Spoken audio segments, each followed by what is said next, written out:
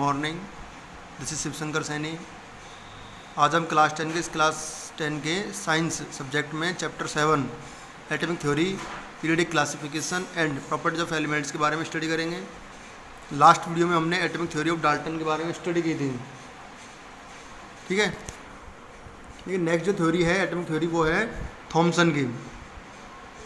तो आज हम पढ़ेंगे atomic theory of atomic model of Thomson. आज का टॉपिक है एटॉमिक मॉडल ऑफ थॉमसन।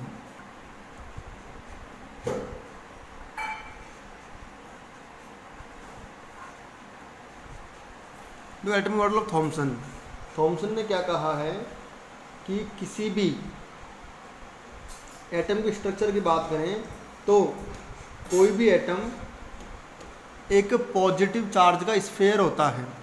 क्या है कि कोई भी एटम एक पॉजिटिव चार्ज का स्फीयर होता है।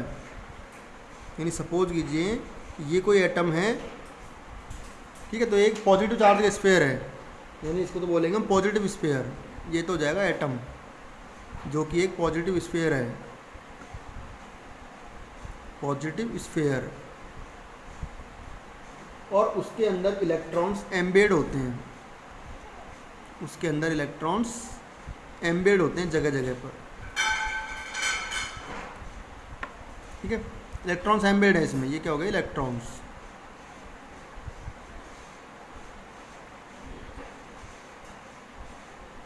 ठीक है, तो इसने क्या कहा है कि कोई भी एटम एक पॉजिटिव स्फीयर होता है और उसमें इलेक्ट्रॉन्स एम्बेड होते हैं।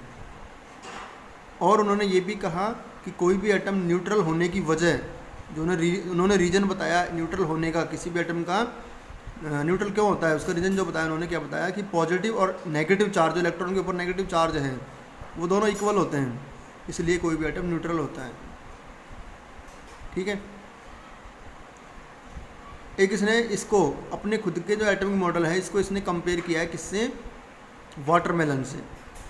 जैसे वाटरमेलन होता है तो वाटरमेलन में जो उसका रेड पार्ट है वाटरमेलन का वो तो पॉजिटिव स्फीयर, और जो उसके अंदर सीड वगैरह है वो उसके इलेक्ट्रॉन्स उसने बताए हैं।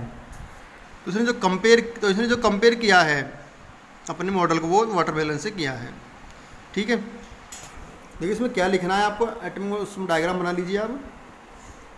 J Thomson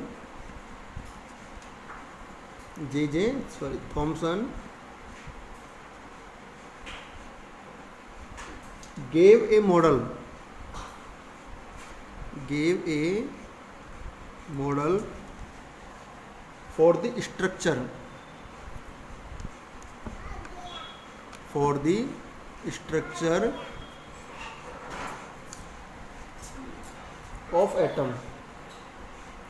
structure of atom,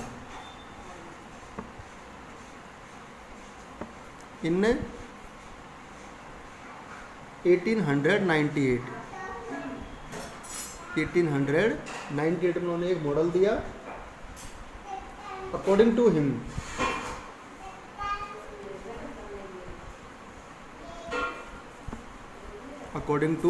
him उसके अकॉर्डिंग एन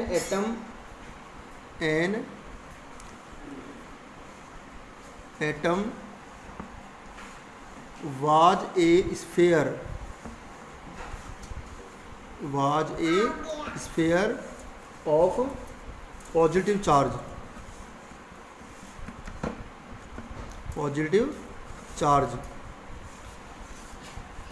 with size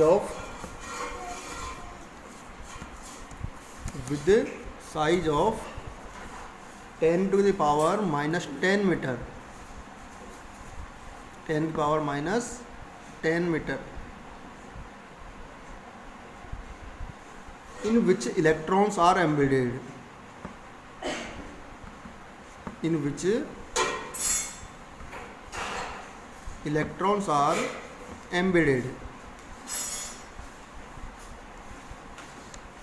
इसमें इलेक्ट्रॉन्स एम्बेड होते हैं।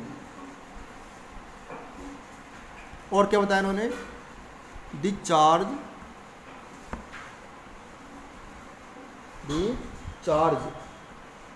on electrons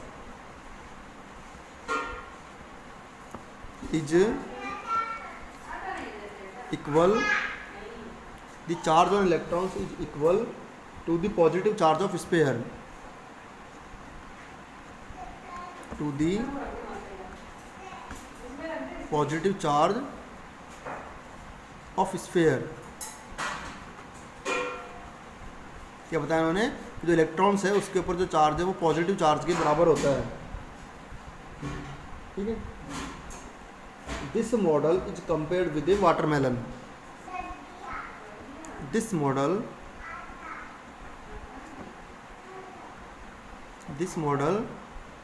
is compared with watermelon, watermelon, इसको वाटरमेलन के साथ कंपेयर किया गया है।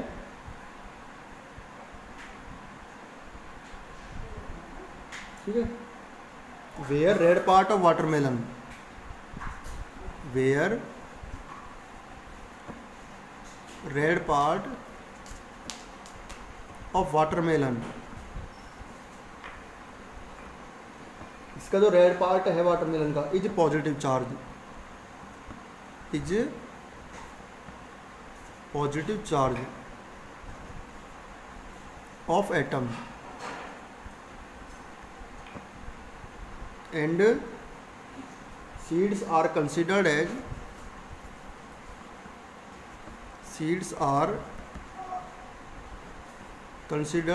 electrons, seeds को इलेक्ट्रॉन्स माना गया है। This model is also called, this model is also called plum pudding model, इसको प्लम पुडिंग मॉडल भी बोलते हैं।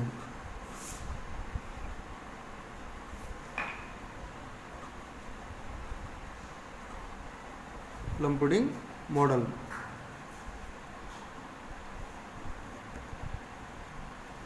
प्लम पुडिंग मॉडल के नाम से भी जानते हैं। इसको एक बूंदी के लड्डू के साथ भी कंपेयर कर सकते हैं। जैसे बूंदी का जो लड्डू होता है उसमें जो दाने हैं लड्डू के वो तो क्या है पॉजिटिव चार्ज, और उसके अंदर जो इलायची वगैरह डालते हैं वो क्या है इलेक्ट्रॉन्स हैं। इसको उसके साथ भी कंपेयर कर सकते हैं। ठीक है, उन्होंने बताया कि Thompson told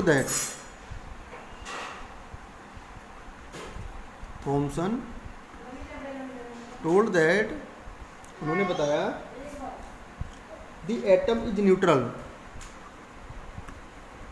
the atom is neutral because positive charge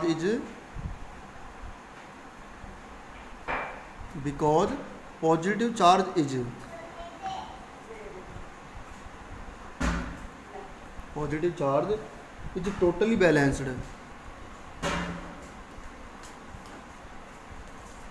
totally balanced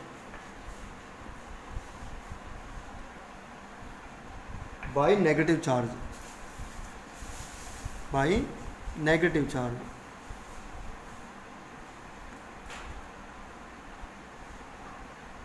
जो पॉजिटिव चार्ज है वो नेगेटिव चार्ज के बराबर होता है, इसलिए एटम कैसा होता है न्यूट्रल होता है। इसका ड्रॉबैक भी रहा है, इसका ड्रॉबैक क्यों रहा है क्योंकि ऐसा इसमें नहीं होता कि पूरा एटम पॉजिटिव चार्ज है।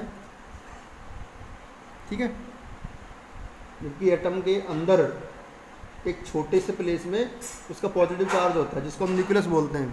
इसकी डिस्कवरी बाद में हुई, जिसको रदरफोर्ड ने एक्सपेरिमेंट के थ्रू समझाया।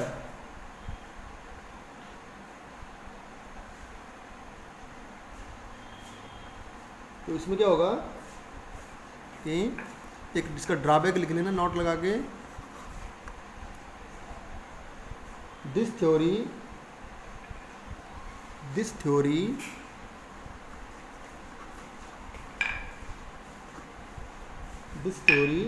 suggested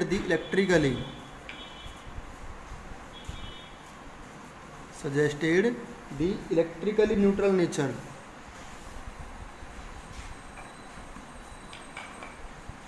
electrically neutral nature of atom ये थ्योरी ये तो बताती है कि कोई भी एटम इलेक्ट्रिकल रूप से न्यूट्रल होता है, ये तो समझा रही है, क्योंकि उसमें इलेक्ट्रिक जो चार्ज हैं पॉजिटिव और नेगेटिव दोनों बराबर हैं, इसलिए वो इलेक्ट्रिक रूप से न्यूट्रल है। लेकिन ये रदरफोर्ड के एक्सपेरिमेंट को नहीं समझाती है। But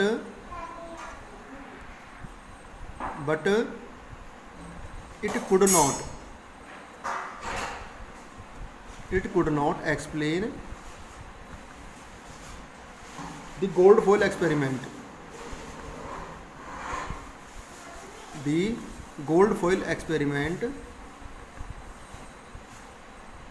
of Rutherford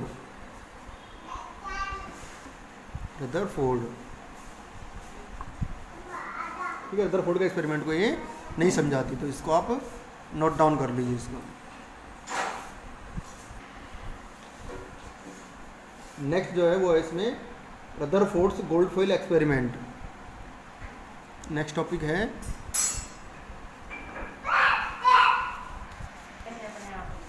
Rutherford's gold foil experiment.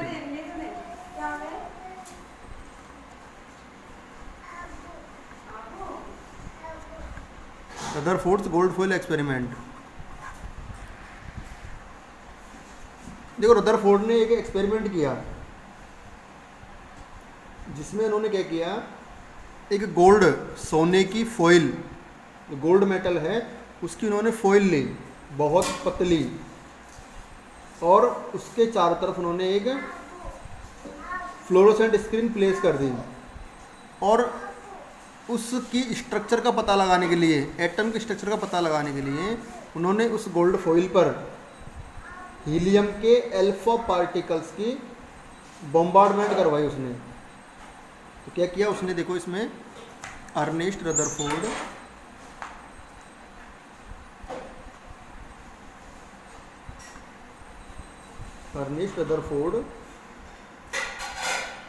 performed an experiment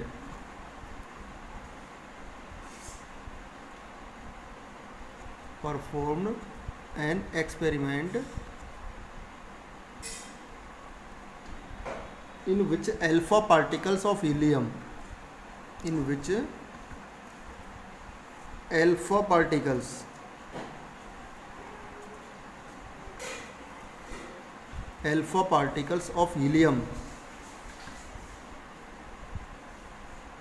are bombarded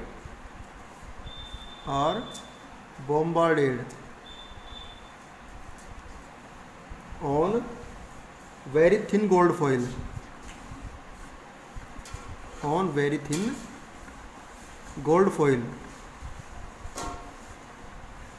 with size of, जिसकी साइज क्या थी 10⁻⁻7 मीटर।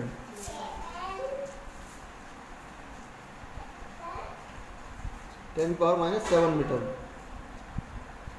और इसके चारों तरफ उन्होंने एक फ्लोरोसेंट स्क्रीन लगा दी। The spherical layer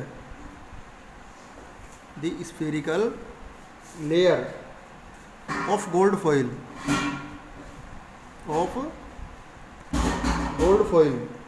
was coated with zinc sulfide,